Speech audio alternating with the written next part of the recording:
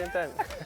Okay, so this topic came up a few years ago when the popular reality show Preachers of LA hit cable in 2013. If you're not familiar with the show, it surrounds the lives of 6 wealthy LA pastors. Fast forward 6 years later, and the topic is back on the table after US-based pastor John Gray was spotted in a $3,000 shoes, and let me clarify, $3,000 US dollars. So before we touch the topic, let's see the video. You can't want top of tops, man. And you want to give him riffraff. You have to be top of tops, woman. Forget top of tops, man. That's how it works. And vice versa. You can't be riffraff, man. I want the people them good running over daughter. Riffraff, you forget. If you want Miss Matty good son, and him look handsome and look good, fix up yourself, man. Fix up yourself. You don't have to have a whole heap of clothes, but fix up the one where you have, man. Fix up your hair, man. Fix up your hair. Clean your shoes, man. Your shoes white and a brown shoes it white. Hallelujah. And for the men them, you beard maca. Trim it, man. My God, man. Area so. Picky. You hear them a grow on you, man. Pick it out, man. Hallelujah. You know why? You're looking for somebody nice. No, you see, me have to teach you this, you know why? Some pastor not going to tell you, no, but me I going to tell you the truth. You want to carry her out, and you tell her to bring lunch. I remember to send you some credit. You don't want nobody, man. Stay with your granny.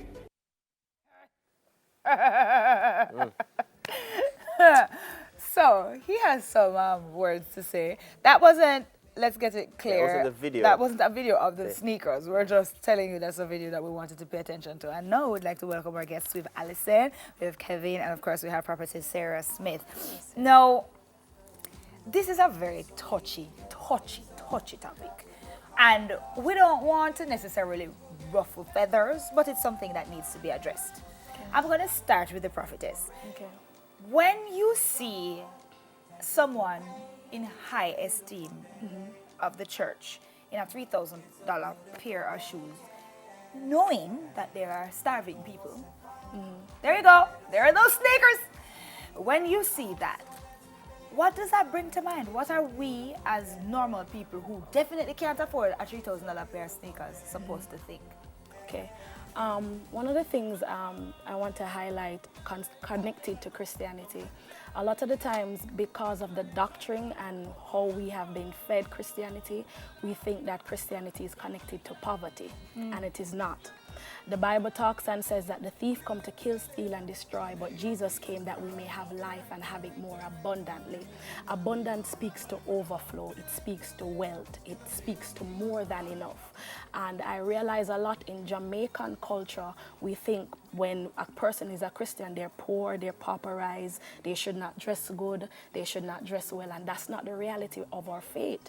If you search the scriptures, our entire belief is connected to wealth and overflow. The Bible talks about a cattle on 1,000 hills, vineyards that you did not plant, houses that you did not build, and that is the belief of Christianity. So, you are saying that the belief of Christianity is that all Christians should be wealthy. Of course, that's what the Word of God promised. And a lot of people, because they do not read their Bible, they think that Christianity is poverty. If you search the Word of God, you'll realize the prosperity that God promises believers. And as a pastor, I know you just showed the picture with the shoes.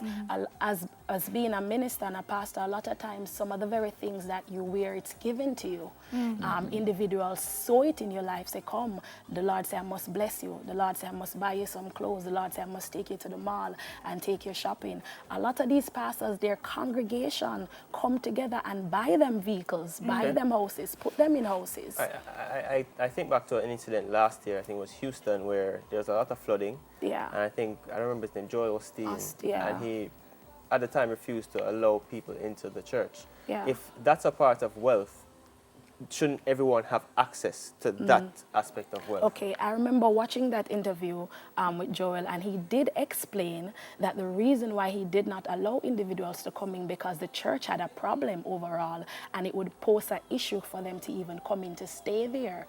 So that was a very touchy topic. All right, I see your views on it. Kevin, as a man who I think has similar views to Yes, prophetess definitely. here, is there anything that you feel is not okay with seeing the hierarchy of the church present themselves in this kind of way?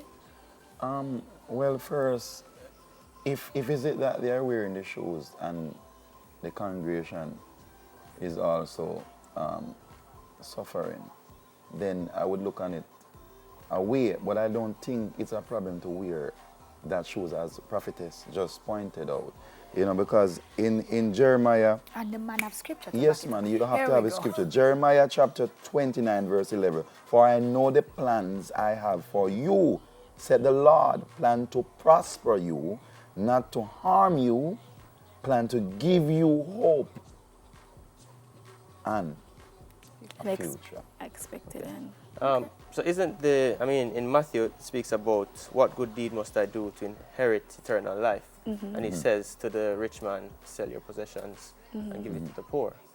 Doesn't that have some credence to link all of this wealth in Christianity to the prosperity of all Christians? All right, thank you so much. Excellent question. I'm not so off faith with the view that wealth is owned to us as Christians. It's owed to us and it's a right, and that prosperity can be defined in many different ways. I mean, Paul spent a lot of time in the New Testament speaking about having wealth and not at one point referring to money or monetary wealth. And so I think firstly that God is more interested in the status of our hearts than what's in our pockets. And we tend to start the conversation at what is in my pocket, and that, well, if God is the owner of everything, then I should at least own half, or I should at least own some things. But I believe that Christianity, that God's heart really is, and careful, stay with me, is really for us to have wealth so that the world may know that God is a giver, and not giver that poor people can sit and say, oh, Christian people are rich, but so that they can experience God by our giving. And I believe that Christians are to be wealthy because God has access to our hearts, and as custodians of that which he has blessed us with, that we give others. But a lot of times we cut it short and we say, well, we should have, and so I should look a particular way. And I agree that Christians really should really carry ourselves up, we should look away, we should look proper. I understand that. I think it's more of a conduit. Pastor Andrew just said that you don't have to have a lot, but just make yourself look the best you can. Yes. Absolutely. And that's fine with me. But I'm thinking about, there are some religious sects that decide that they will give up all they have. For example, you have missionaries of the poor, you have the sisters of the poor, who say, okay, we are giving everything that we have to the poor so that they can be on the same level of wealth that we are at, because we don't have it, so we are making sure that they can eat just like how we eat. They make that decision. And there are also other people in the church who sacrifice to make sure that they're tithing to do it, and they don't have half as much as the hierarchy. What do we say to those people who are giving and giving and giving and giving and giving, and they don't receive in the same way? What do we say to them? And it really goes back to the word of God. A lot of times as believers we do not apply the word. We hear the word, but we do not apply it to our lives. And application is key with Christianity, because we're both serving the same God, but I can take things literal in the Bible and I see a greater manifestation of God's provision and God's power, because I've literally taken the scripture and said, listen, this is what you said, and according to your word, I'm believing you for that. So application with the word of God is extremely important as well. So you're saying the people who don't have the and money or I'm don't not receive. I'm not saying that's generally, but a lot of times as a pastor, I realize that people will sit in the congregation, hear the word of God, and they leave, and it was not land on good soil, so it don't take root, it don't take life, and it don't bear fruit. One of the things is that God will supply you according to what he created you for. Okay. God created you for a 3-bedroom house. He will supply for the 3-bedroom house. Even though we're all created equal. We're created equal. Yeah, but according to the Bible. but me and you are on the same height. Okay. We don't wear the same shoes. Well, You see what I'm saying? if I could take a jab at that question. Yeah. Right before, we have to go, but please, go ahead. Okay, No, in Matthew go ahead. 23, Jesus is speaking to the Pharisees, and the Pharisees were the spiritual brown noses at the time, if it were, right?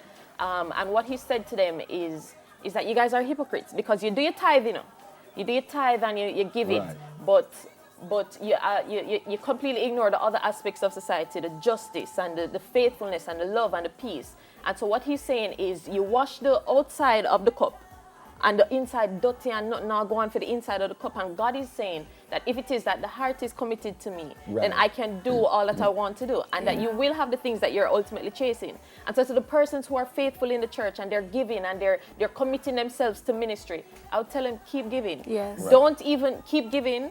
And this might sound bad, but don't even look for the reward, because God is the custodian of all your rewards. If we're giving with the hope that people will look and people will say, well, boy, you're doing such a wonderful job giving. Let me give you something now. Then you're going to ultimately be disappointed. Because all glory belongs to God. And I will go back to say what I'm saying because of what you were created for. Right. And most of us asking God for bima, but the job that we're in cannot pay the insurance. All right, Kevin. So basically, God give it to you. Give you according to your needs. Yeah. All right. Thank you so much, guys.